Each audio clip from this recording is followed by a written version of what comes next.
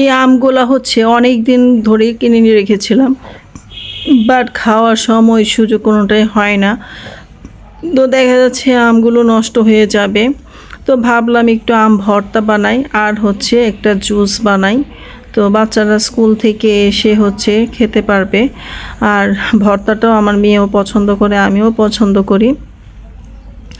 এই জন্য আমগুলো ছুলে নিচ্ছি যে এগুলো দিয়ে একটু কিছু করি, না হলে তো আমগুলো নষ্ট হয়ে যাবে। তো আমগুলো কেটে নিচ্ছি। সব কিছু চলবে স্বাভাবিক গতিতে, কেউ কারোর জন্য থেমে থাকে না। তো দুনিয়ার নিয়মেই চলে যাবে। আর এই যে সিদ্ধ করে নিচ্ছি, কিছু আম হচ্ছে পানি দিয়ে সিদ্ধ করে নিচ্ছি, সাথে একটু লবণ দিতে পারেন কিংবা লবণটা পরে অ্যাড করলেও চলবে। তো আমি এখানে একটু লবণ দিয়ে হচ্ছে এটা সিদ্ধ করে নিচ্ছি। আর এই ফাঁকে হচ্ছে এখানে আম কুচি করে নিয়েছি, আর এটা শুকনো মরিচ দিয়ে ভর্তা করলে খুবই ভালো লাগে। সাথে হচ্ছে লবণ দিয়ে দিলাম। আর কাসুন্দি ছাড়া তো আম ভর্তা খেতে একদমই ভালো লাগে না। তো আমার হচ্ছে আম ভর্তাতে কাসুন্দি এত মজা লাগে, তো কাসুন্দি দিয়ে দিলাম। আর চিনি দিব, পরিমাণ মতো চিনি দিব। তো চিনিটা দিলে হচ্ছে ব্যালেন্স হয়, টেস্টের একটা ব্যালেন্স হয়। লবণ, চিনি, কাসুন্দি, মরিচ সব কিছু যখন পারফেক্ট একটা মেজারমেন্ট থাকবে, তখন হচ্ছে এটা খেতে অনেক বেশি সুস্বাদু হবে। তো আমার হচ্ছে কাসুন্দি প্রায় শেষের দিকে, এত কাসুন্দি খাওয়া হচ্ছে, কাসুন্দি প্রায় শেষের দিকে। তো এটা আপনারা চাইলে কাঁচা মরিচ দিয়ে ভর্তা করতে পারেন, শুকনো মরিচ দিয়ে ভর্তা করতে পারেন। তো শুকনো মরিচ পুরো এভাবে ভর্তা করলে একটা যে ফ্লেভার আসে, সেই ফ্লেভারটা হচ্ছে আমার কাছে খুবই ভালো লাগে।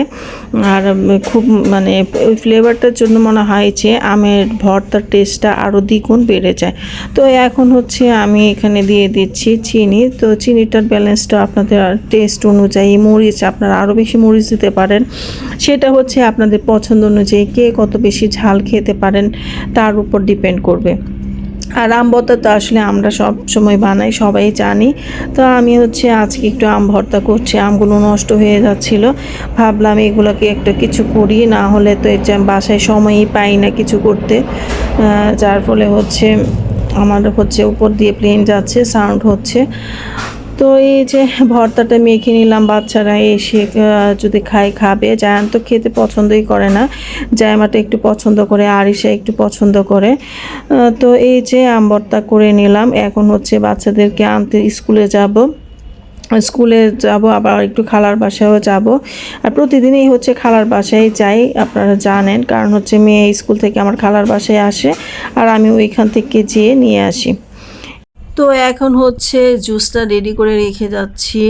তো এখানে একটা ব্লেন্ডারে হচ্ছে আমগুলো দিয়ে দিচ্ছিলাম, সিদ্ধ আম।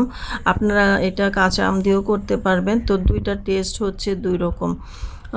তো এখানে হচ্ছে আমটা দিয়ে দিলাম। এখন হচ্ছে সামান্য চিনি দিব, সামান্য চিনি না, আপনার কতটুকু আপনি চিনি আপনি পছন্দ করেন সেই পরিমাণে হচ্ছে আপনি এখানে চিনি দিয়ে দিবেন। কমও দিতে পারেন, বেশিও দিতে পারেন, নাও দিতে পারেন, মানে এটা ডিপেন্ড করবে আপনি জুসে কতটুকু চিনি খান সেটার উপর ডিপেন্ড করবে। তো আমি আমার পরিমাণ মতো হচ্ছে আমি চিনি দিয়ে দিলাম, আর দেব হচ্ছে সামান্য বিট লবণ।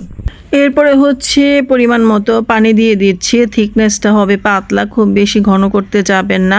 আর আমি এখানে পুদিনা পাতা, কাঁচামরিচ এগুলো অ্যাড করি নি। পুদিনা পাতা, কাঁচামরিচ অ্যাড করলে ওইটার টেস্ট হবে এক রকম, আর এইটার টেস্ট হবে আরেক রকম।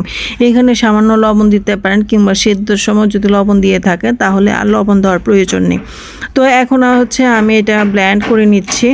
এরপর এটা ছেঁকে নিচ্ছি। অনেকে হচ্ছে ছেঁকে নেন না, তো ছেঁকে নিলে হচ্ছে ভালো, কারণ এর মধ্যে কোনো লাম্পস থাকে না, খেতে ভালো লাগে। তো আমি সব সময় যে কোনো জুস যখন বানাই, বেশিরভাগ জুসই হচ্ছে আমি একটু ছেঁকে নিই। দেখেন কতগুলো লাম্পস এখান থেকে বের হয়েছে।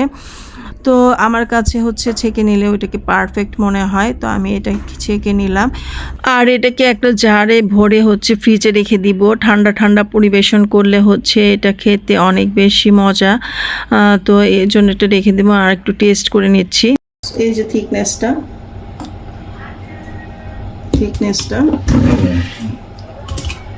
তো একটু ট্রাই করি।